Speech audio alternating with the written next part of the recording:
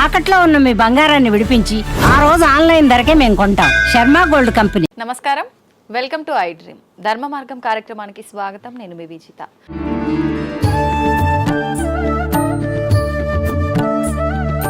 ప్రస్తుతం మనతో పాటు ఉన్నారు శ్రీ విద్యా ఉపాసకులు సుధీర్ శర్మ గారు. ఇప్పుడు వారితో మాట్లాడి వినాయక చవితి గురించి, అసలు మనం ఎప్పుడూ తెలుసుకోని విషయాలు, వినని విషయాలు, మనకు తెలియని విషయాలు వారితో మాట్లాడి తెలుసుకుందాం.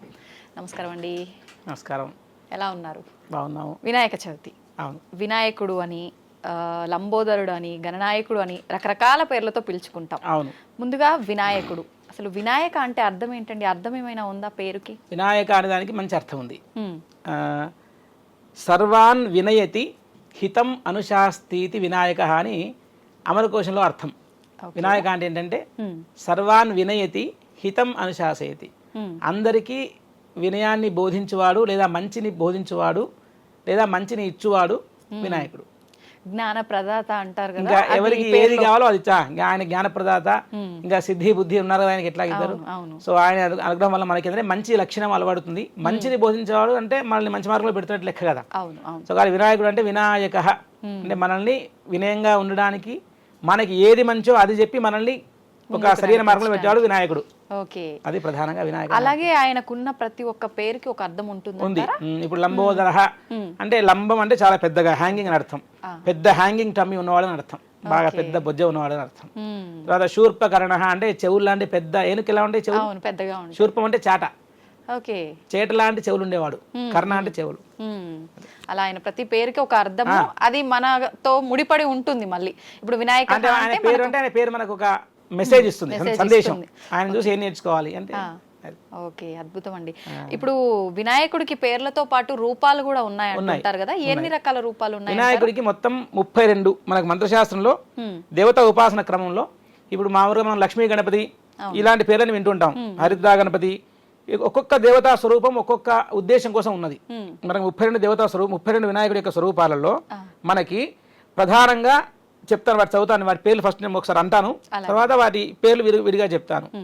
ప్రధానంగా వచ్చి బాలః తరుణ భక్తౌ చ వీరశక్తిర్ద్విజస్థథ సిద్ధ ఉచ్ఛిష్ట విఘ్నేశౌ క్షిప్రో హేరంబ నాయకః లక్ష్మీ గణపతిశ్చైవ మహావిఘ్నేశ్వరస్తథ విజయః కల్ప నృత్తశ్చ ఊర్ధ్వ విఘ్నేశ ఉచ్యతే ఏకాక్షరో వరశ్చైవ త్రియక్షర అక్షిప్రదాయకః హరిద్రాఖ్యశ్చైకదంతః సృష్టిరుద్దండనాయకః రుణమోచనకోఢుండిః ద్విముఖః త్రిముఖస్తథా సింహయోగశ్చ దుర్గా చ దేవః సంకటహారకః అని 32 పేర్లు వినాయకుడికి. ఏం పేర్లు అవి అంటే బాలగణపతి, తరుణ గణపతి, భక్త గణపతి, వీర గణపతి, శక్తి గణపతి, ద్విజ గణపతి, సిద్ధ గణపతి, ఉచ్ఛిష్ట గణపతి, విఘ్న గణపతి, క్షిప్ర గణపతి, హేరంబ గణపతి, లక్ష్మీ గణపతి, మహాగణపతి, విజయ గణపతి, నృత్త గణపతి, ఊర్ధ్వ గణపతి, ఏకాక్షర గణపతి, వర గణపతి, సృష్టి గణపతి, క్షిప్రప్రదాయక గణపతి, త్రియక్షర గణపతి, హరిద్రా గణపతి, ఏకదంత సృష్టి గణపతి, ఉద్దండ గణపతి, రుణ విమోచక గణపతి, డుండి గణపతి, ద్విముఖ గణపతి, త్రిముఖ గణపతి, సింహ గణపతి, యోగ గణపతి, దుర్గా గణపతి, సంకటహర గణపతి. ఇంతమంది ఉన్నారు. 32 మంది గణపతులు వారి వారి అంటే వారి వారి యొక్క విశేషమైన శక్తిని అన్ని రకాలుగా విఘ్నేశ్వరుడు ఆయన అందులో నిక్షిప్తమై ఉన్నాడు.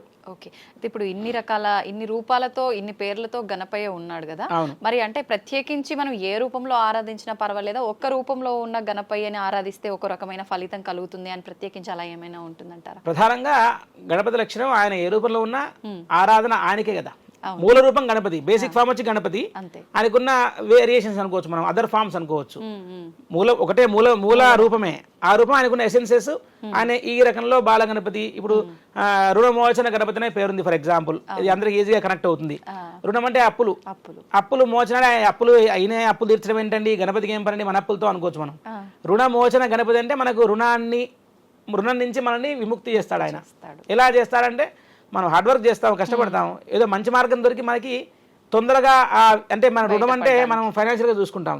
దేవతా రుణం ఉంది, పితృ రుణం ఉంది, ఋషి రుణం ఉంది, ఇవన్నీ రుణ అప్పులే.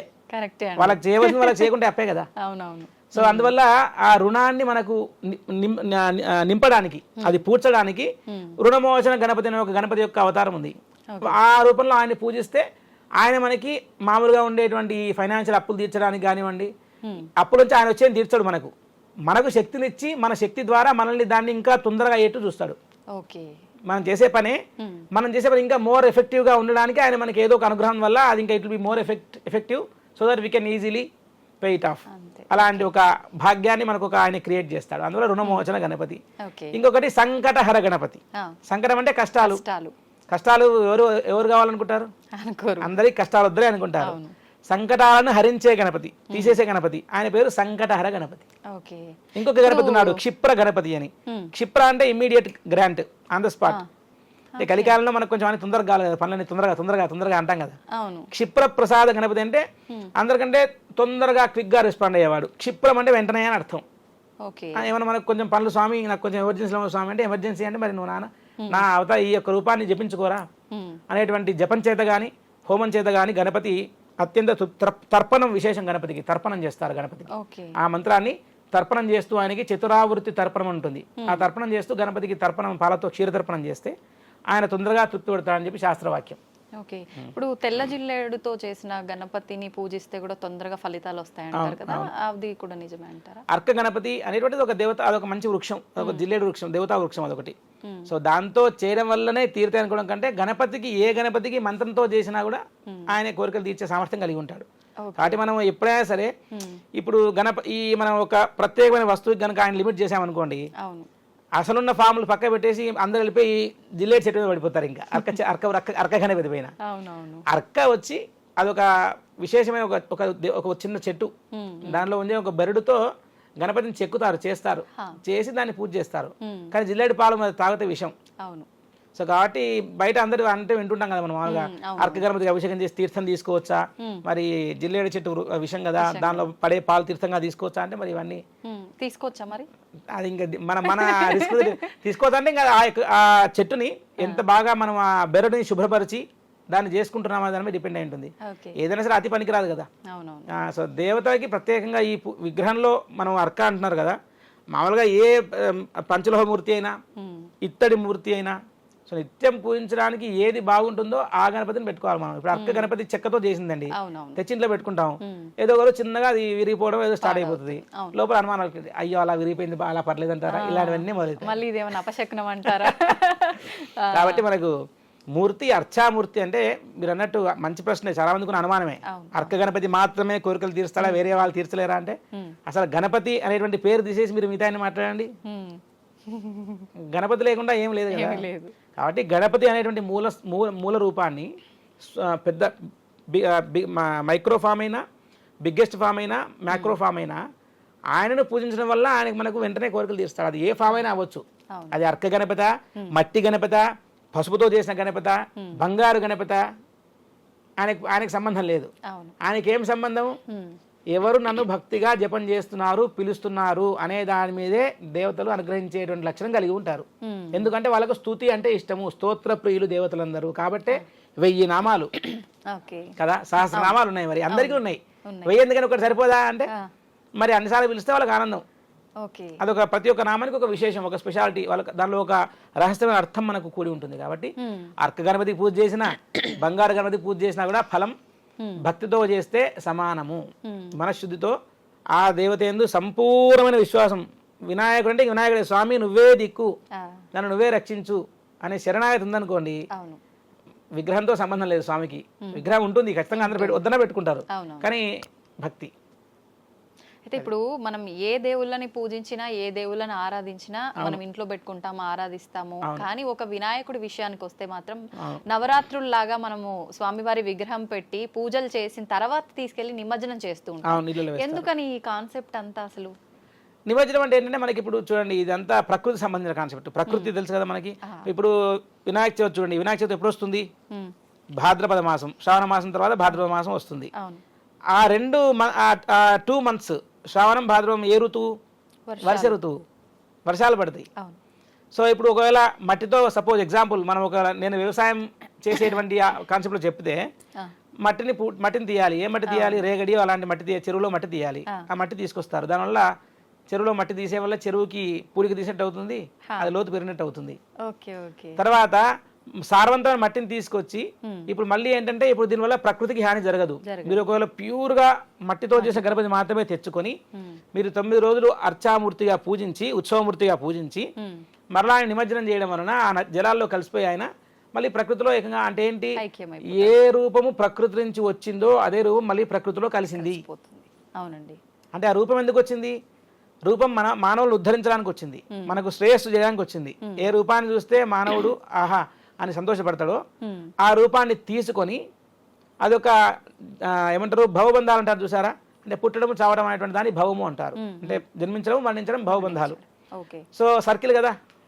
అవును. ఇప్పుడు ఆయన అమ్మవారు ఎక్కడి నుంచి తయారు చేసింది? పార్వతీ అమ్మవారు పసుపు ముద్దతో తయారు చేసి ప్రాణం ఇచ్చింది. అది ఎలా ఇచ్చిందండి, అలా ఎలా సాధ్యం అవుతుందండి అంటే మన ఇప్పుడు ఎక్కడో ఈ మెకానికల్ ఇంజనీర్ చేసేవాళ్ళు సైంటిస్టులు అందరూ కూడా ఒక చిన్న బొమ్మ కారం చేసి కారుకి కదిలే శక్తి ఇచ్చారు కదండి. వెలికేంత శక్తి ఉన్నప్పుడు దేవతలకు అసాధ్యమైంది ఉంటుందా? వాళ్ళు ప్రాణం పోయలేరా కదా. సో అందువల్ల ఆవిడ అలా చేసి అంటే మనం ఏమర్థం చేసుకోవాలి, హరిద్రా గణపతి పసుపుతో చేసిన గణపతి ఆయన అర్చించి పూజించి ఆయన మళ్ళీ ఇళ్ళలో నిమజ్జనం చేస్తే ఎవరికి దీనివల్ల పర్యావరణ హాని కలిగిందా? లేదు, కలగదు. సో కాబట్టి మట్టితో చేసిన గణపతి ఈ 9 రోజులు ఆయన్ని పూజించి ఆయనకు నిమజ్జనం. మనకు అన్ని దేవతలకు ఉద్వాసన చెప్తాం కదా. ఉద్వాసన అంటే మనం పిలుస్తాము, ఇంటికి ఎవరు చుట్టాలు వచ్చారండి రండి కూర్చోండి అంటాం, వెళ్ళేప్పుడు వెళ్ళొస్తామంటే వెళ్ళండి అంటాం కదా, అవునా కదా. So we're inviting, we're sending them off. మనకు ఆ 9 రోజులకి స్వామి అతిథి. ఇప్పుడు ఆయన విశేషంగా పూజలు అందుకొని 9 రోజులు అనుగ్రహించి నాయన వచ్చే సంవత్సరం వస్తానరా, మళ్ళీ ప్రత్యేకంగా వస్తాను. ఇప్పుడు మామూలుగా నేను స్టూడియోకి రావడం వేరు, ఒక విషయం కోసం మాట్లాడడం కదా. అవునండి. కాన్సెప్ట్ ఆ కాన్షియస్ వేరు కదా. ఆయనకి 9 రోజులు భాద్రపద శుక్ల చతుర్థి నుంచి ఆయన విశేషంగా అర్చించి 9 రోజులు పూజించి ఆయనకి 10వ రోజు 9వ రోజు వాళ్ళ అనుకూలం ప్రకారం నిమజ్జనం చేసేస్తారు. అయితే ఇప్పుడు వినాయకుడిని నవరాత్రులు మాత్రమే పూజిస్తారని అంటారు కదా, నిజంగా అది ముందు నుంచి పురాతన కాలం నుంచి ఉన్న ఆచారమేనా ఈ నవరాత్రుల? వినాయక చతుర్థి అయితే ఖచ్చితంగా మనకు శాస్త్రాల్లో మనకు చాలా మంది అన్ని చోట్ల మన వినాయక చవితి మన ఈ కథ కానివ్వండి, మనకు ఈ నీలాభనిందుల కథ కానివ్వండి, ఇవన్నీ కూడా వేదోక్తమైనటువంటిదే. ఎందుకంటే మనకు సంక్రాంతి చతుర్థికి చాలా మంది వ్రతం పట్టుకుంటారు, సంకష్టి అని అంటారు దాన్ని. సో ఈ వినాయక చవితి నవరాత్రులు మనకు మామూలుగా చరిత్ర చూసుకుంటేనంటే ఈ బాలగంగాధర తిలక్ గారి ద్వారా స్వాతంత్ర ఉద్యమ సమయంలో ఆయన హిందువులందరినీ ఒక చోటు తేవడానికి ఆయన వినాయక చవితి మండపాలు ఏర్పాటు చేసి అన్ని రకాల కమ్యూనిటీస్ని ఒక దగ్గర తీసుకొచ్చి వాళ్ళలో భక్తిభావం నింపడానికి, ఒక ఐకమత్యాన్ని చూపించడానికి ఆయన నవరాత్రులుగా మొదలెట్టారని చెప్పి మనకు చరిత్ర చదువుతుంటే మామూలుగా ఎక్కడ చూసినా అదే అందరం వింటుంటాం మనం. కాకుంటే వినాయక చవితికి ఆ రోజు స్వామికి చతుర్థి, మనకు 9 రోజులు ఏది చేసినా మనం 9 రోజులు చేసుకుంటాం మనకి. సో ఆ 9 రోజులు మనకు చాలా విశేషమైన సంఖ్య. అందుకని ఆ 9 రోజుల్లో పూజ చేసేటువంటి ఆ లక్షణం మరి అప్పటి నుంచి వచ్చిందా? కాకుంటే అయితే ఏ కీర్తనలు చూసుకున్నా మనకు నవరాత్రి, ఇప్పుడు అమ్మవారి నవరాత్రులు తీసుకుంటే అమ్మవారికి నవరాత్రులు 9 రోజులు 9 రూపాలు, 9 అనేక రకాల రూప విశేషాలు, ఒక రూపము, ఒక అలంకారం అన్ని ఉన్నాయి. కానీ గణపతికి భాద్రపద శుక్ల చతుర్థ్యాం బ్రాహ్మణాది పూజితం అని చెప్పి ముత్తుస్వామి దీక్షలో కీర్తనలో అంటారు. అంటే భాద్రపద శుక్ల చవితి రోజు, శుక్ల అంటే తెలుపు, చంద్రుడు ఫుల్ తెలుపుగా అయ్యేటువంటి క్రమము అంటే పౌర్ణమి. పౌర్ణమిలో చంద్రుడు is going to become full white. శుక్లం అంటే తెలుపు అర్థం. శుక్ల పక్షము అంటే the fourth night which moon becomes full is going to become full white, అది శుక్లపక్షం. కృష్ణపక్షం అంటే కరిగిపోవడం, నలిపోవడం అంటే అమావాస్యకి దగ్గరగా వెళ్ళటం కృష్ణపక్షం. సో శుక్లపక్ష చతుర్థి నాడు భాద్రపద మాసంలో విశేషంగా వినాయకుని ఆ రోజే అర్చన చేయాలని మనకు వేదోక్తమైనటువంటి ప్రమాణం. నవరాత్రులు ఇంకా మరి వ్యవహారికంగా అనుకోవచ్చు, ఎక్కడైతే మరి దాని గురించి ప్రత్యేకంగా నేనైతే విన్నది లేదు. నవరాత్రులు అయితే మనకు అదే మీరు అన్నట్టు ఒక ప్రత్యేకమైన భక్తి వాతావరణం క్రియేట్ చేయడానికి వినాయక నవరాత్రులు బాలగంగాధర తిలక్ గారి ఆధ్వర్యంలో ఎక్కువగా పేరు పొందాయని మనం చరిత్ర ద్వారా వింటూ ఉంటాం. అది అయితే ఇప్పుడు చాలా మంది ఒకప్పటి కాలంలో చూసుకుంటే ఇళ్లలో చాలా తక్కువ మంది పెట్టేది, కాలనీస్ లో సామూహికంగా ఎక్కువగా సెలబ్రేట్ చేసుకునే వాళ్ళు పండగని. ఇప్పుడు చూస్తే ప్రతి ఒక్కరి ఇంట్లో 90% పెట్టడానికి ఎక్కువ ఇంపార్టెన్స్ ఇస్తున్నారు. కానీ కొంతమంది మాత్రం పెద్దవాళ్ళు అది ఆచారం ఉండాలి, ఇంట్లో వాళ్ళు ఎలా పెడతారు, మేము ఎప్పుడు మా పురాతన కాలం నుంచి ఏ తరంలో పెట్టలేదు, అది మళ్ళీ శుభమో అశుభమో ఇట్లా మాట్లాడుతుంటారు. నిజంగా మనం ఏ శుభకార్యం చేసినా ఏ కార్యం చేసినా పూజించేది ఆ గణపయ్యని. మరి అలాంటి దేవుణ్ణి పూజించడానికి ఆచారాలు వంతనలు ఇవన్నీ చూసుకోవాలి లేదండి. ఇప్పుడు మేము వచ్చింది చాలా బేసిక్ మినిమం పల్లెటూరు. సో పల్లెటూరులో ఎవరు గణపతి అయినా బతుకమ్మ పండుగ అయినా మన తెలంగాణ వైపు చూసుకుంటే అసలు ఆ పండుగ లేని ఏ ఇల్లు లేదు. ఉండదు. అవును. వ్యవసాయదారులకి గణపతి అంటే అసలు గణపతి పండుగ వస్తే వాళ్ళకు చాలా ఎంతో ఉత్సాహం. మా పల్లెటూరులో చిన్న చిన్న పల్లెటూరులో గణపతిని పెడితే అందరూ వచ్చి అసలు ఆ హరికథ భజన కాలక్షేపము ఎన్ని రకరకాల అద్భుతంగా ఉండేది. ఎవరి పనులకు వాళ్ళు వెళ్ళొచ్చిన తర్వాత సాయంకాలం అందరూ ఒక దగ్గర నిదానంగా నిమ్మలంగా అందరూ కలుసుకొని సాయంకాలం భజన అంటే కానివ్వండి, కోలాటం కానివ్వండి, చాలా అద్భుతంగా చేసేవాళ్ళు. కాబట్టి గణపతికి ఎప్పుడు కూడా ఇళ్లలో చేయకుండా ఉండడం అయితే నాకు తెలిసిన కాలం ఎక్కడ లేదు. మీరు అన్నట్టు ఒకవేళ ఇళ్లలో చేయడం మాకు అచ్చిరాదు అని ఎవరైనా అనుకుంటే, అంటే ఏమన్నా వాళ్ళకి జరిగిన ఏమన్నా చెడుని వాళ్ళు దీనికి అప్లై లింక్ పెట్టుకొని ఆలోచన చేస్తారు. అది కూడా కారణం కావచ్చు. అది వాళ్ళ సెంటిమెంటల్ ఇష్యూస్ అవి. మనం వాళ్ళని ఇంకా చేయను అని ఫిక్స్ అయితే మనం చేయడానికి మనం ఫోర్స్ చేయలేము మనం ఇంకా ఎవరినైనా సరే. కానీ మీరు అన్నట్టు కాలనీల్లో మనకు ఒక సమూహంగా అందరు కలిసి ఒక దగ్గర కూడి చేసుకోవడం అయితే అందరూ చెయ్యాలి, ఖచ్చితంగా చెయ్యాలి. చేస్తేనే మనకు ఒక భక్తి వాతావరణం ఏర్పడి కనీసం కొంతమందికైనా భక్తి అనేటువంటి విషయం తెలుస్తుంది. నిజంగా. ఇప్పుడు అలా ఇంట్లో దేవుడి విగ్రహం పెట్టుకున్న వాళ్ళు ఎన్ని రోజులు పూజలు చేయాలంటారు? దాన్ని ఏం మనం ఇంపోజ్ చేసుకోవద్దండి. మామూలుగా ఇప్పుడు అదే ఇప్పుడు ఏంటంటే చాలా మందికి 9 రోజులు చేయాలంటే వాళ్ళ ఫుడ్ హ్యాబిట్స్ వల్ల జంకుతారు. అయ్యో ఇంట్లో శుభ్రంగా లేదు కదా, పిల్లలు ఆహారం, పిల్లలు తినే ఫుడ్ వేరు, మా ఫుడ్ వేరు అని వాళ్ళకి చాలా ఆలోచన ఉంటాయి. ఇది ప్రాక్టికల్ గా చూసుకోవాలి. భాద్రపద శుక్ల చతుర్థి వినాయక చవితి నాడు ఖచ్చితంగా పూజ చేయడం పరిపాటి అందరు చేస్తారు. ఇంకా వాళ్ళు ఇంకా అనుమానం లేకుండా వాళ్ళ ముందే వాళ్ళు ఫిక్స్ అవ్వాలి. నేను 3 రోజులు స్వామివారిని పూజిస్తాను, 5 రోజులు పూజిస్తాను. ఇప్పుడు మనకు హైదరాబాద్ లో చూసుకుంటే ఒకరు 3 రోజులు, ఒకరు 2 రోజులు, ఒకరు 1 రోజు, ఒకరు 5 రోజులు, ఎవరి ఇష్టం వాళ్ళు. ఇప్పుడు అవి రాత్రులు కౌంట్ చేయాలా, డేస్ కౌంట్ చేసుకోవాలా? దీని పేరు చూడండి మీరు, నవరాత్రులు. 9 రాత్రులు. మామూలుగా అయితే మేము చిన్నప్పుడు వినేది 9 రాత్రులు అయిన తర్వాత 10వ రోజు సాయంకాలం తీసేవాళ్ళు, లేదా 9వ రోజు రాత్రి తీసేవాళ్ళు వినాయకుడికి. సో కలిసి ఉద్వాసం చేసేసి 9వ రోజు ఆయన నీళ్ళలో ఉద్వాసం చేసేవాళ్ళు, ఆయన నిమజ్జనం చేసేవాళ్ళు. సో 9 రోజులు పూజ. ఇంక మనం రాత్రి అంటే మేబీ ఏమన్నా ఇర్రిలెవెంట్ కావచ్చేమో ఇప్పుడున్న పరిస్థితి, కానీ 9 రోజులు పూజ మనకు పొద్దున సాయంకాలం స్వామికి విశేషంగా పూజలు చేసిన తర్వాత నిమజ్జనం చేసుకుంటారు. ఓకే. అయితే ఇలా ప్రతి సంవత్సరము వినాయకుని ఇంట్లో పెట్టే ఆచారమే కావచ్చు, అది ఒక అలవాటుగా మారిన వాళ్ళు ఇంట్లో ఒక 2-3 ఆడవాళ్ళు ఉన్న పరిస్థితులు ఉంటాయి.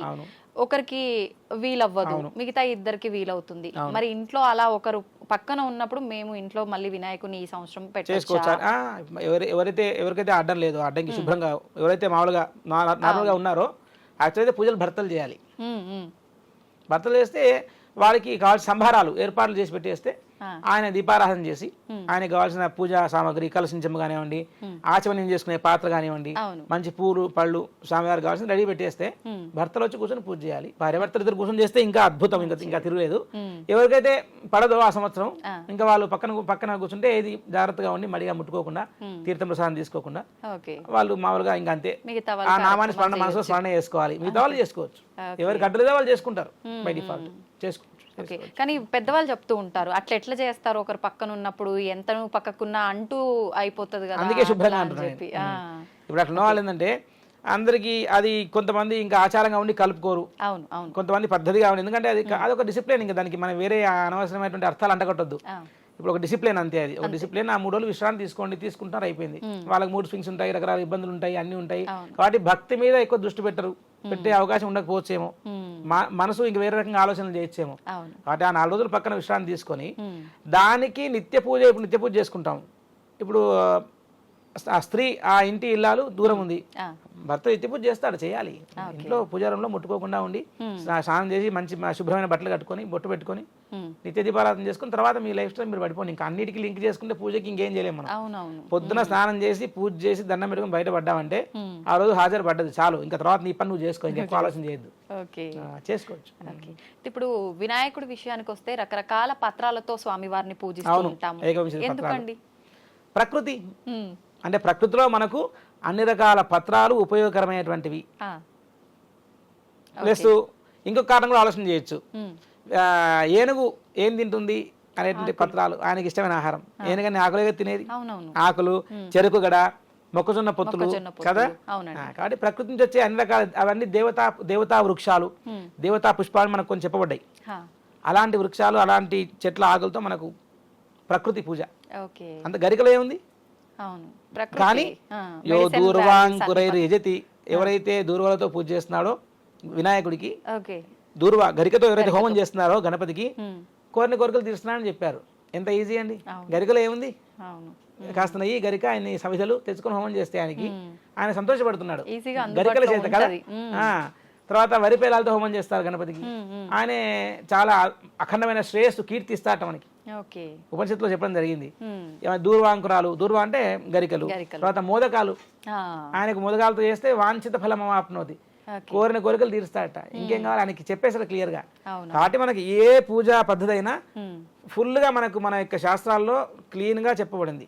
అవి అర్థం చేసుకోవాలంటే బాగా సంస్కృతం వస్తే తప్పితే అర్థం చేసుకోలేరు. దేంతో చేయాలి అంతే, అది శాసనం, అది ఇంకా దానికి రూల్ అంటే రూల్ అంతే, అది అలాగే ఫాలో అవ్వాలి. అలా ఫాలో అయితేనే ఆ చెప్పిన కోరిక ఏదైతే ఉందో అది తీరుతుంది. కాబట్టి ఏకవింశతి పత్రాలు ఆయనకు అన్ని కూడా ఆ రోజు వేసి ఆయనకి ప్రకృతి నుంచి, ప్రకృతి ఆరాధన మన పండుగలన్నీ. ఒక పండుగ వచ్చిందంటే ఏ సనాతన ధర్మ పండుగ అయినా కానివ్వండి, అన్ని చూడండి మీరు, మామిడాకులు, బంతిపూలు, తోరణాలు కట్టుకోవడానికి, గరిక, అరటాకులు, ఇవన్నీ మంచిగా పేడతో ఇళ్ళలుకోవడం, ఒకప్పుడు ముగ్గు వేసుకోవడం, పసుపు, కుంకుమ, ఇవన్నీ ఏంటి, దీనిలో ఏమైనా కెమికల్స్ ఉన్నాయా? లేదు. అంటే మనం ఎక్కువ ప్రకృతిని ఆరాధించామండి. మనం మొత్తం ప్రకృతే. ప్రతిదీ పంట పండితే ఆ ఫ్రెష్ వచ్చిన పంట ఆయనకు అర్పించడం, మొక్కజొన్న కంకులు కానివ్వండి, సీతాఫలాలు కానివ్వండి, తర్వాత వెలగపండులో చాలా ఈ తత్వం ఉంది, ఫిలాసాఫికల్ మీనింగ్. వెలగపండులో గుజ్జులా వచ్చింది అంటే ఎవరికి తెలియదు. ఏనుగు తింటుందట వెలగపండుని, తింటే అందులో ఉన్న గుజ్జు మాత్రమే మాయమవుతుందట, పండు అలాగే ఉంటుందట, వెలక్కాయ విరిగిపోదట అసలే. అంటే ఏం చెప్తారంటే, లక్ష్మీ అనుగ్రహం నీకు ఉంటే వెలగ పండులో గుజ్జు ఎలా మాయమైందో ఏనుగు కడుపులోకి వెళ్ళినా కూడా కాయ మాత్రం పాడవకుండా అలా వచ్చి అలా వెళ్తుంది లక్ష్మీ అమ్మవారు. నీకు తెలియదు వచ్చేది రాంది అంటే భాగ్యం వస్తే అలా వస్తుంది. మనం అనుకుంటే ఏదో ఏదో అంటే రాదు. ఆమెకు అనుగ్రహించాలనేటువంటి ఆలోచన వచ్చి వాళ్ళ మీద చల్లని చూపు పడిందా, ఏ రూపంలో ఎలా వస్తుందో తెలియదు అంటుంటారు కదా, ఇలాంటి సందర్భాల్లోనే అయి ఉంటది. అందుకే సిరిత వచ్చును అని చెప్తారు కదా. లక్ష్మి వస్తే ఎలా వస్తుందంటే, కరిమింగిన ఆమె వస్తే వస్తుంది, కరిమింగిన వెలగపండు కరుణను సుమతిని అని చెప్పి, ఎలాగైతే ఏనుగు వెలగపండు మింగేస్తే దానిలో ఉన్న గుజ్జు వెళ్ళిపోయి బయట మాత్రం డొల్లా కనిపిస్తుంది, అలా వెళ్ళిపోతారు చెప్పకుండా. ఓకే. అయితే ఇప్పుడు వినాయకుడికి ప్రీతికరమైన మోదకాలు ఇందాక మీరు ఆల్రెడీ చెప్పారు, ఉండ్రాళ్ళు కూడా, ఇంకా ఎటువంటి ప్రసాదాలు స్వామి వారికి ప్రీతి? అంటే మనకి ఎప్పుడు చూడు మోదకమే మోదక ప్రియ ఆయనకి మోదకాల నుంచి ఇంకేం కావాలి, మోదకం అత్యంత విశేషం. ఇంకా మనం ఒకవేళ గణపతిని గజావతారం కదా, గజముఖం కదా, ఏనుగు అవతారం, ఏనుగు ఏం తింటుంది అని ఆలోచన చేసుకుంటే మామూలుగా జస్ట్ ప్రకృతి పరంగా ఒక ఏనుగుని మనం ఒక పెద్ద మహా జంతువుగా చూసినప్పుడు ఏనుగును గజరాజం అంటారు కదా, గజరాజం అది ఒక రాజులాగా నడుస్తుంది, టీవీ ఎలా నడుస్తుంది. దానికి ఏం కావాలి, ఏం తింటుంది, ఇష్టంగా విరుచుకొని చెరుకు గడలు తింటుంది, ఇష్టం చాలా.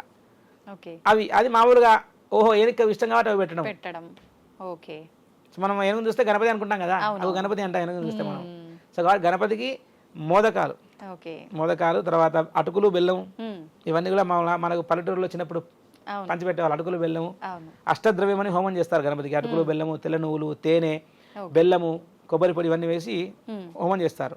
సో అటుకులు, బెల్లం, ఉండ్రాళ్ళు, తర్వాత ఆయనకి పాయసం, ఇవన్నీ పెడతారు. కానీ మోదకం అనేటువంటిది సంతోషము కలగజేసే దాని పేరు మోదకం. మోదహ అంటే ఆనందం కలగజేసేటువంటిది. ఏది తింటే గణపతికి ఆనందం కలుగుతుందో అది మోదకం. ఉండ్రాళ్ళు, మోదకాలు కూడా కొబ్బరితో చేసే రకరకాల పద్ధతులు ఉన్నాయి. మహారాష్ట్రలో ఒక రకంగా చేస్తారు, మనసులో ఒక రకంగా చేస్తారు. వాటిని కొంతమంది స్టీమ్ తో చేస్తారు. కొబ్బరి పొడి, బెల్లం పొడి, నువ్వుల పొడి, బెల్లము, పల్లీలు, బెల్లంతో కూడా చేస్తారు. రకరకాల పద్ధతులు. ఇప్పుడు చాలా మంది ఆ రోజు వినాయకుడి విగ్రహం ముందు రోజే తీసుకొచ్చి పెట్టుకుంటారు. అలా తీసుకొచ్చుకుంటే తప్పు లేదా? ఏం లేదు. అది ఆ రోజు కూడా లెక్కలోకి వస్తుందా? లేదు, మనకి ఎందుకంటే పండగ ఏ రోజు ఉంటే ఆ రోజు నుంచి లెక్క కదా. పూజలు ఎప్పుడైతే అందుకున్నారో అప్పటి నుంచి లెక్కలోకి అంటే ఆ కాన్షియస్, అరే రేపు పూజ అనేటువంటి కాన్షియస్ మనసులో మనకు అప్పటించే మనసు శుద్ధంగా తయారవుతుంటుంది. మనం క్లీన్ చేసుకోవాలి, ప్లేస్ క్లీన్ చేసుకోవాలి, గణపతికి మంటపం పెట్టుకోవాలి, ముగ్గు వేసుకోవాలి, ఆయనకు చిన్న కింద అరటాకు వేయాలి, ఆ పత్రాలు, పుష్పాలు తెచ్చుకోవాలి. సో విగ్రహం ముందు రోజు తీసుకు, అఫ్ కోర్స్ మనం ఏర్పాటు చేయాలి. తెల్లవారుజామున అంటే మరి ముందు రోజు రాత్రి ఆయన పెట్టుకోవాల్సిందే కదా. కాబట్టి వినాయక చవితి రోజు నుంచే పండగ స్టార్ట్, ఆ రోజు నుంచే లెక్క. తెల్లవారుజామునే పూజ చేసుకోవాలంటారా? కొంతమంది సాయంకాలం చేస్తూ ఉంటారు. అవునవును. ఇప్పుడు మంటపాలలో అందరూ సాయంకాలంలో చేసుకుంటారు.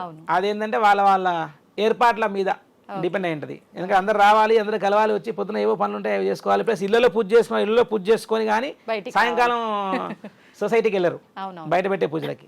కాబట్టి ఎప్పుడైనా చేసుకోవచ్చు, మన అనుకూలం అండి. దానికి ఇప్పుడు ఏమి పురోహితుల సమక్షంలోనే చేసుకోవాలా ఇంట్లో పెట్టుకున్న వాళ్ళు? అంతే కదా. ఇంట్లో పెట్టుకున్న వాళ్ళు అదే అండి, మళ్ళీ సబ్జెక్ట్ టు వాళ్ళకి తెలుగు భాష బాగా వచ్చి తప్పులు అన్ని మంచిగా శుద్ధంగా ఉచ్చారణ చేసుకునే శక్తి ఉంది, నాకు అస్థయో అర్ఘ్యం సమర్పయామి ముఖే ఆచమనీయం సమర్పయామి ఇంత క్లియర్ గా వాళ్ళు చెప్పగలిగితే సంతోషంగా చేసుకోవచ్చు. దానికి ఉంది.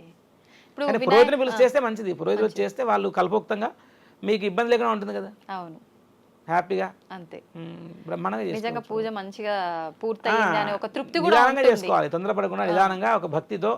అసలు నామస్మరణ లేని పూజ వేస్ట్ అని, నామస్మరణ చేయాలి రోజంతా మనసులో. జై గణేశ జై గణేశ ఓం వినాయకాయ నమః గణేశాయ నమః అనుకుంటూ ఆ డే అంతా ఆ రోజు నాకు అంకితం చేసేయాలని మొత్తం. ఇంకా అసలు అది లేకుండా పూజ అంటే ఇంకా వ్యర్థం. ఓకే స్మరణ, నామస్మరణ చాలా పెద్దది, అది చేయలేం మనం, మన మైండ్ అటు ఇటు వెళ్ళిపోతుంటుంది. ఖచ్చితంగా వీలైతే పురోహితుని పిలిచి చేసుకోండి, సంతోషం. లేదు తెలుగు భాష బాగా వచ్చు, లేకుంటే ఇప్పుడు అందరూ యూట్యూబ్లో పెట్టేసుకుంటారు. యూట్యూబ్లో అవును. సో కాబట్టి జాగ్రత్తగా ఇంకా కన్ఫ్యూజ్ లేకుండా చేసుకోవాలి. ఓకే సో వినాయక వ్రతకల్పం పుస్తకం దొరుకుతుంది, అవును అది పెట్టుకొని జాగ్రత్తగా అందరూ ఓన్లీ భర్త కూడా చేస్తే భార్య మేకప్ చేసి కూర్చోవడం కాదు, భార్య పిల్లలు అందరూ కూర్చోవాలి భర్తతో పూజకి. మొత్తం ఏ పండగైనా కుటుంబం మొత్తం కూర్చొని బొట్టు పెట్టుకొని సరైన వస్త్రధారణ వేసుకొని చేసుకోవాలి పూజ. అది అత్యంత ఆవశ్యకం, అవసరం కూడా చాలా ఈ రోజున ప్రపంచానికి. పిల్లలకి మనం రానివ్వకుండా వాళ్ళకి ఏం తెలియదు, నువ్వు పక్కకి వెళ్ళిపోతే వాడు ఇంకా అటే వెళ్ళిపోతాడు. ఇంకా వాడికి తెలియకున్నా సరే కూర్చోబెట్టి వాంతో అన్ని చేయించాలి పూజల్లో, చేస్తే వాళ్ళకి ఇంట్రెస్ట్ కలుగుతుందండి. చిన్నపిల్లల్ని తీసుకొచ్చి వాళ్ళకి అన్ని ఆ పని చేయి ఈ పని చేయి, మామిడాకులు తీసుకురా అవి తీసుకురా ఇది తీసుకురా అదంది అంటే వాళ్ళు వచ్చి అన్ని పనులు చేసి పెడతారు మనకి. సో వాళ్ళకి ఏంటి, వాళ్ళు కలుపుకొలుతాం, మనల్ని కూడా కలుపుకుంటున్నారు, అరే మనం కూడా వెళ్ళి చేయాలి అని వాళ్ళకి ఉత్సాహం వస్తుంది బాగా. ఆ పూజలో ఉన్న వైబ్రేషన్స్ కూడా వాళ్ళకి కూడా అర్థమవుతాయి. అంటే ఏంటి ఈ రిచ్ ట్రెడిషన్, మన కల్చరల్స్ ఇంత ఘనంగా ఇంత ధనంగా ఇంత బాగా ఉంది, పిల్లలకు తెలుస్తుంది. వాళ్ళు మనం ఖచ్చితంగా ప్రతి పూజలో వాళ్ళు ఇన్వాల్వ్ చేసుకోవాలి, వాళ్ళకి జోక్యం కలగజేయాలి. అది. అయితే ఇప్పుడు స్వామివారి పూజ అంతా అయిపోయిన తర్వాత గుంజిళ్ళు తీస్తుంటారు. అవును. దాని వెనకాల ఏదైనా ఇంకా ఆంతర్యం ఉందా, లేదంటే నేను చేసే పూజలో ఏమైనా తప్పొప్పులు ఉంటే క్షమించమని అడగడమా? పరమార్థం అయితే మనం తప్పు చేస్తే ఐఎమ్ సారీ అంటాం కదా, అలాంటిది అనుకోవచ్చు. కాబట్టి ఇప్పుడు కొంతమంది ఈ మధ్యలో ఏదో సైంటిఫిక్ గా దానికి ఒక హెల్త్ రీజన్ యాడ్ చేసి కూడా చెప్తున్నారు. కానీ మనం బేసిక్ మీనింగ్ తీసుకుందాం. సాష్టాంగ నమస్కారం చేస్తామంటే ఏంటి, స్వామి నేను నీకు దాసుని దాసోహం. ఏ అవయవాలతో తప్పులు చేసే అవకాశాలు ఉంటాయో ఆ సెన్స్ ఆర్గాన్స్ అన్ని నేను నీకు ఇచ్చేస్తున్నాను, నువ్వు వాటిని కంట్రోల్లో పెట్టి నన్ను మంచి మార్గంలో పెట్టు. సాష్టాంగ నమస్కారం అంటే స అష్ట అంగ నమస్కారం. అంగం అంటే పార్ట్. ఏ పార్ట్? 8 పార్ట్స్ అట. ఏమిటంటే ఉరస శిరస దృష్ట్యా మనస వచస తథా పద్భ్యాం కరాభ్యాం కరణాభ్యాం ప్రణామః సాష్టాంగ ఉచ్యతే. ఏ పార్ట్స్ భూమికి తగలాలంటే ఉరస ఛాతి, శిరస తల, దృష్ట్యా 2 కళ్ళు, మనస హృదయము, వచస నోరు, పద్భ్యాం 2 పాదాలు, కరాభ్యాం 2 చేతులు, కరణాభ్యాం చెవులు. ఇవన్నీ ఆ స్వామికి నేను నీకు ఇచ్చేసాను, నువ్వు నన్ను ఇవి నేను సరెండర్ చేస్తున్నా, నువ్వు నన్ను ఇవన్నిటిని శుద్ధ ప్యూరిఫై చేసి నాకు మంచి జ్ఞానం నీవు. అది సాష్టాంగ నమస్కారం. గుంజీలు కూడా అలా ఆ కోలకి వస్తాయి. అపరాధ అంటే మనం స్వామి ఏమన్నా ఎక్కువ చేసినా తక్కువ చేసినా క్షమించని అడుగుతున్నాం మనం ఆయన. న్యూనం అంటే తక్కువైనా, అతిరిక్తం ఎక్కువైనా నన్ను క్షమించు. ఇప్పుడు మామూలుగా మనం ఏ పూజ చేసినా కూడా అక్షతలు వాడే విధానం చాలా తక్కువగా వాడాలి, అక్షతలు పొదుపుగా అని చెప్తుంటారు. కానీ ముఖ్యంగా గణపయ్య పూజకు వచ్చేసరికి చాలా తక్కువ అక్షతలు తీసుకోండి అని చెప్పి, ఏంటండి అక్షతల ఏమో మరి నేను ఎక్కడ వినలేదు. కానీ అక్షంతలు బియ్యం వేయకుండా ఎక్కువ వాడుకోవచ్చు, తక్కువ వాడుకోవచ్చు. 2-10 అంటే ఏం లేదు. అంటే వాళ్ళు ఏమన్నా ఎక్కువ చిన్న బాబుకి ఏమన్నా పూలు ఇస్తున్నాం అనుకోండి, ముళ్ళున్న పూలు ఇస్తే గుచ్చుకుంటాయి కదా, అలాంటి కాన్షియస్ కనుక ఉండుంటే ఎక్కువ బియ్యంతో కొడితే దెబ్బ తగులుతుందేమో. మూర్తిలో స్వామివారి మరి ఆయన ప్రాణశక్తితో ఉన్నారు కదా. కానీ అట్లేం లేదు, మనం ఏదైనా సరే అదే అంటున్నా. అందుకే అటు ఎక్కువ అవ్వద్దు, ఇటు తక్కువ అవ్వద్దు, ఏది ఎంత కావాలో అంత వేయాలి. ఇప్పుడు ఆయనకి అక్షతాన్ని సమర్పయామి అంటే ఈ నక్షతలు పాల దగ్గర వేసి నమస్కారం చేయాలి, కానీ ఇలా టపా ఇసిరి కొట్టొద్దు. అష్టోత్తరం చేస్తే ఏంటి భక్తిగా సమర్పించాలి స్వామికి, అలా నెమ్మదిగా ఒక అనురాగంతో చేయాలి. ఓహో నువ్వు రాగరాక నా ఇంటికి వచ్చావు స్వామి, నువ్వు కూర్చో, నీకు అన్ని బాగా చేస్తా, అన్ని చూసుకుంటా అని చెప్పి కూర్చోబెట్టి మనం ఎలా గెస్టులు చూసుకుంటాం, రాగరాకు వస్తే ఎంత ప్రేమ చేస్తాం మనం, ఆయనే అంతే. అందుకని చెప్పి అక్షతలు ఎంత కావాలో అంత వేయాలండి. ఇన్ని గుప్పలు వేస్తే ఎక్కువ పుణ్యము, 2 వేస్తే తక్కువ పుణ్యం ఏం లేదు. భక్తితో ఏం వేయకున్నా కూడా పుణ్యమే. కానీ కాన్షియస్ ఇవన్నీ మనకి ఏంటంటే ఈ రిచువల్స్ అన్ని చేయడం మనల్ని ఒక ఉత్సాహవంతులుగా చేసి మనలో ఒక కాన్షియస్, ఒక స్పృహ రావడం కోసం ఇవన్నీ. మనం చూసే వస్త్రం చూడండి, పూజలు ఏముంటాయి, పసుపు కుంకుమ గంధము అక్షతలు పళ్ళు ఫల అన్నీ అవన్నీ చూస్తే మీ కళ్ళకి ఏం అనిపిస్తుంది, చాలా ప్లెజెంట్గా అనిపిస్తాయి ఈ కళ్ళకి అవన్నీ. అదో పెద్ద కత్తి పెట్టండి భయం వచ్చేస్తుంది కదా. సో మనకి ఏంటంటే ఆ కళ్ళకి ఒక మంచి ప్లెజెంట్ కనిపించి మన మనసు చాలా సాఫ్ట్గా అయిపోతుంది అంతే కదా. ఇప్పుడు పూలు చూస్తే మనం సాఫ్ట్గా బయట పాటు ఆహా మన కళ్ళకి ఎంత ఆనందం కలుగుతుంది. అది కంటికి ఫుడ్. అది ఒక మంచి ఒక అందమైన పుష్పమో లేకుంటే మంచి కట్టడమో చూసినప్పుడు ఆహా అనిపించడం, that's food for the ice. మంచి ప్రసాదము నోటికి ఆహారం, మంచి సుగంధం నోస్ ఫుడ్, మంచి సంగీతం, మంచి ఏదో ఒక పాట చెవులకి ఫుడ్ కదా. అంటే ఇన్నిటిని ఆ పూజలో మనం తృప్తిపరచుకుంటున్నాం కదా. ఒక మంచి మాట మనసుకు ఫుడ్. ఎవరైనా బాగా మనం పోడితే సంతోషపడమా? పడతాం కదా. పడమే, ఇంకా పడిపోవడమే. సో గణపతిని కూడా అదే ప్రేమతో బాగా పూజించి ఆయన పడేసుకోండి. స్వామి మనం చూసుకోవాలి, నేను నీవాణ్ణి నువ్వు నా వాడివి, అయిపోయింది. వీఆర్ ఫ్రెండ్స్, సఖా అంటే ఒక మిత్రత్వంతో ఉండాలి. కాబట్టి ఆయనకు ఎవరు పల్లెటూరులో పాపం ఏమి లేదు అంటే ఏమి లేకుండా ఏమంటారు రిసోర్సెస్ లేని ప్లేస్లో కూడా, ఏమి అవసరాలు లేని ఏమి ఏర్పాట్లు చేసుకోలేని ప్లేస్లో కూడా ఎంతో భక్తిగా వాళ్ళు తెచ్చి చేసుకొని అన్ని పాలవెల్లి కట్టి దానికి మారేడుకాయలు అవి కట్టి ఎంత ముద్దుగా చేసుకుంటారు పూజలు. అంటే దానిలో ఏముంది, ఏం కనిపిస్తుంది మీకు? దానిలో భక్తి కనిపిస్తుంది మనకి కదా. అంతే. చిన్న చిన్న పిల్లలు కూడా, స్కూల్ ఏజ్ లో ఉన్న పిల్లలు కూడా వినాయక చవితి వాళ్ళే చేయాలండి ఎక్కువ. ఇప్పుడు వాళ్ళే చేయాలి. ఇప్పుడు ఆ జనరేషన్ ఎక్కువ పూజలు చేయాలి, వాళ్ళకే మనం అన్ని నేర్పించాలి, వాళ్ళకే చెప్పాలి ఎక్కువ. ఇప్పుడు చేస్తే ఈ గ్యాప్ ఏదైతే వచ్చిందో ఈ గ్యాప్ ఫుల్ఫిల్ కావాలి. వై అనే క్వశ్చన్ ఆన్సర్ చేసేటువంటి కెపాసిటీ అందరూ కలిగి ఉండాలి. క్వశ్చన్ చేయాలి, దానికి అందరు పురోహితులు కానివ్వండి, వేద విద్య నేర్చుకున్న వాళ్ళు కానివ్వండి, అందరూ కూడా దానికి సమాధానం చెప్పేటువంటి ఆలోచన కూడా కలిగి ఉండాలి. లేకుంటే గ్యాప్ ఏర్పడితే చాలా నష్టం జరుగుతుందండి. ఏ క్వశ్చన్ ఉన్నా వాళ్ళు హెల్తీగా అడగాలి, హ్యాపీగా. స్వామి ఒకసారి చెప్పరా మాకు తెలియదు అడగాలి. అడిగితే ఆ బ్రాహ్మణుడు కూడా, ఆ పూజారి కూడా తనకు తెలిసింది సాధ్యమైనంత వరకు మంచి వాళ్ళకి ఆన్సర్ చెప్పి వాళ్ళని ఒక సమాధాన పరచాలండి. అలాంటప్పుడే మనకి ఇంకా వాళ్ళకి ఎక్కువ బాగా ధర్మం మీద దృష్టి వస్తుంది, శ్రద్ధ వస్తుంది, నిష్ట వస్తుంది. ఇప్పుడు పాలవెల్లి అన్నారు కదా, ఇది అందరూ కట్టరు, చాలా కొంతమంది. ఇది ఏమైనా ఆచారం ఉండాలంటారా కట్టాలి? మండపం, అవును, పెళ్లి పందిరి లాగా అదొక పందిరి, ఆచారం కట్టకపోయినా పర్లేదు. ఓకే. కలశం ఇంకొకటి. కలశం పురోహితుడు లేకుండా మనం ఇంట్లో విగ్రహం ప్రతిష్టాపన చేసుకున్నప్పుడు కలశం పెట్టాల్సిన అవసరం ఉందంట. కలశం కాన్సెప్ట్ వేరండి. యాక్చువల్లీ కలశం చూసుకుంటే మీరు సత్యనారాయణ తీసుకుందాం, అందరు ఎదురు పెట్టేసుకుంటారు. ఒక్కసారి మీరు పుస్తకం తీసి చదివితే ఫస్ట్ స్టోరీ ప్రథమాధ్యాయంలో కలశం అంటాడు, బంగారమో వెండో ఇత్తడో రాగో శక్తి లేకుంటే మట్టితోనే పెట్టుకోని చెప్తాడు. తర్వాత ఏమంటాడు తెలుసా? తస్యోపరి న్యస్యేదేవం సత్యనారాయణ అని చెప్తాడు. అంటే దానిపైన ఏమంటాడంటే సత్యనారాయణ స్వామి యొక్క ప్రతిమను పెట్టండి అంటాడు. ఎక్కడ? కలశం మీద. ఎలా పెడతారంటే కలశం మీద చిన్న పళ్ళెం పెట్టి, పళ్ళెంలో చిన్న వస్త్రం పెట్టి, ఆ వస్త్రంలో తమలపాకు గది పెట్టి దాని మీద విగ్రహం పెట్టాలి. స్వామి కలశాన్ని గదించండి అంటారు వ్రతం చేసిన తర్వాత. కలశంలో ఏముంది? కలశం మీద ఏముంది? కలశం మీద దేవుడి విగ్రహం ఉంటుంది. యాక్చువల్ అయితే మీరు యాజ్ పర్ స్టోరీ చూసుకుంటే, పుస్తకం చూసుకుంటే, కల్పోక్తం పురాణం ప్రకారం చూసుకుంటే, కలశం చెంబు మీద పళ్ళెము, పళ్ళెం మీద వస్త్రము, దాని మీద విగ్రహం. ఈ కొబ్బరికాయ పెట్టడాలు, కలశానికి ఈ వేయడాలు, బంగారం వేయడాలు ఎక్కడ లేదు. పుస్తకం మీరు పుస్తకం చదవండి. అమ్మవారి ప్రతిమ. ఇప్పుడు సుజక్రాసనం చేసేవాళ్ళం మేము కూడా కొంతమంది. కలశంలో ఏదో బియ్యమో లేకుంటే ఏదో నీళ్ళు, సుగంధ ద్రవ్యాలు, ఇలాచీలు, యాలకులు అన్ని లవంగాలు పొడి చేసి చేసిన ద్రవ్యము, దానిపైన ఒక పళ్ళెం పైన శ్రీచక్రం పెట్టి 9 రోజులు అర్చన చేస్తాం సుచక్రానికి. అంటే కలశం పైన శ్రీచక్రం ఉంటుంది, కలశం పైన దేవతా విగ్రహం ఉంటుంది, అది కలశం. సో కలశం పెట్టడం అటువంటిది కలశారాధన. అదే 9 రోజులు ఉత్సవాలు జరిపే వాళ్ళు చేసేటువంటి పద్ధతి వేరు. ఒక్కరోజు కలశం అంటే మీరు కలశం మీద కొబ్బరికాయ పెట్టేసి కాదు అక్కడ విషయం. కలశం మీద దేవతామూర్తి విగ్రహం ఉండాలి. లేదా కొబ్బరికాయ పెట్టి చేసే వాళ్ళైనా సరే ఏ పూజ ఉద్వాసం చెప్తే కలశ ఉద్వాసం చేసేస్తారు.